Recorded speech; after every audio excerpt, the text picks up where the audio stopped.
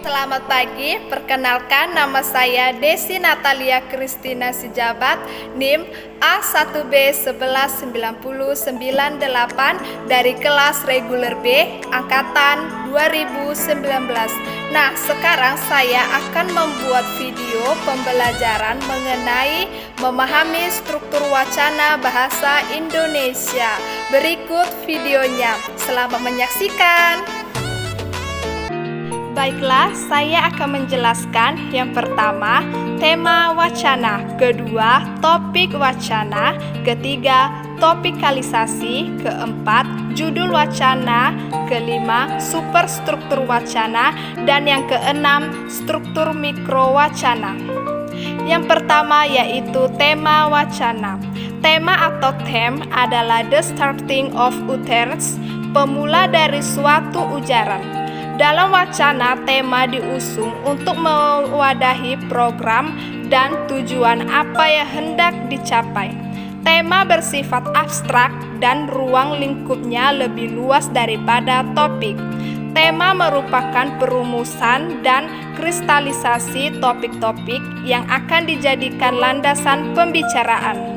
Setidaknya tema yang baik memiliki 4 sifat, yaitu yang pertama kejelasan, yang kedua kesatuan, ketiga perkembangan, dan yang keempat keaslian.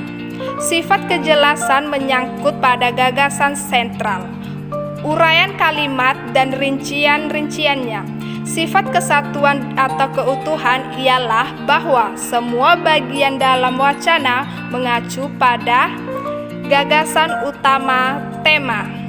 Sifat perkembangan berarti ada proses pengembangan tema secara maksimal, logis, dan teratur. Yang kedua yaitu topik wacana. Topik berasal dari bahasa Yunani topoi yang artinya tempat. Secara mendasar, topik diartikan sebagai pokok pembicaraan. Dalam wacana, topik menjadi ukuran kejelasan wacana. Wujud topik bisa berbentuk frasa atau kalimat yang menjadi inti pembicaraan atau pembahasan. Topik yang jelas akan menyebabkan struktur dan isi wacana menjadi jelas. Begitu pula sebaliknya. Dalam kajian ini, 2 jenis topik yang perlu dibedakan, yakni yang pertama topik kalimat. Topik biasanya juga merupakan subjek dan komentar adalah predikat. Subjek adalah konstituen kalimat topik. Yang kedua, topik wacana.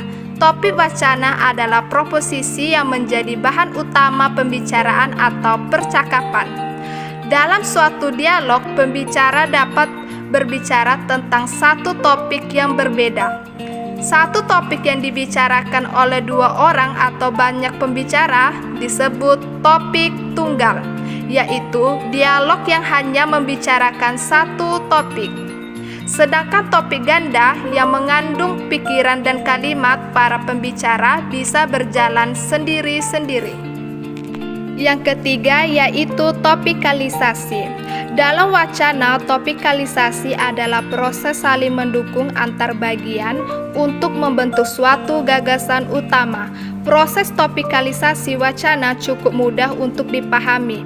Proses menuju kepada makna utama umumnya didukung dengan cara diberi penjelasan oleh sejumlah kata, kalimat atau paragraf sebagai bagian pendukung utama makna. Yang pertama, topikalisasi antar kalimat terjadi apabila sebuah topik atau gagasan utama terdapat dalam suatu kalimat dan kalimat lainnya berfungsi sebagai bagian pendukungnya.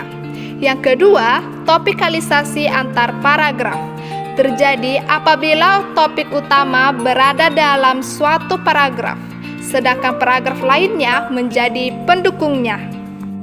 Yang keempat yaitu judul wacana. Judul merupakan bagian terkecil dari keseluruhan wacana. Sifatnya sangat spesifik dan informatif, dan biasanya langsung mengarah pada isi wacana. Judul menjadi sangat penting karena dianggap sebagai pintu informasi paling awal, ringkas, dan mewakili isi tulisan yang dijelaskannya.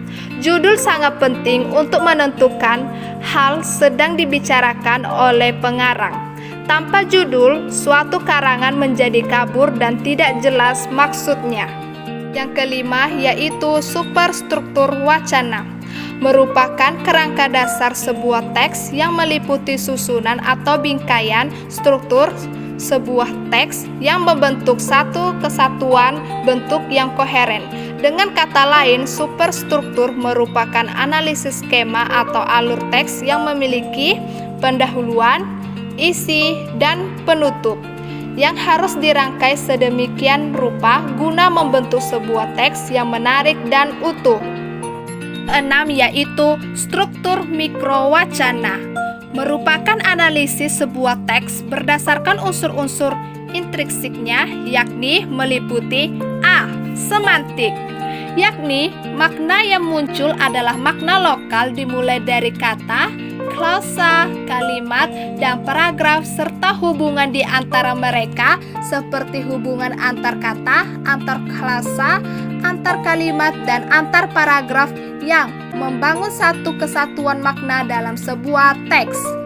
B. Sintaksis. Salah satu elemen yang membantu pembuatan teks untuk memanipulasi keadaan dengan jalan penekanan secara tematik pada kalimat. Manipulasi bisa berupa pemilihan penggunaan kata, kata ganti, proposisi, konjungsi, serta pembentukan kalimat.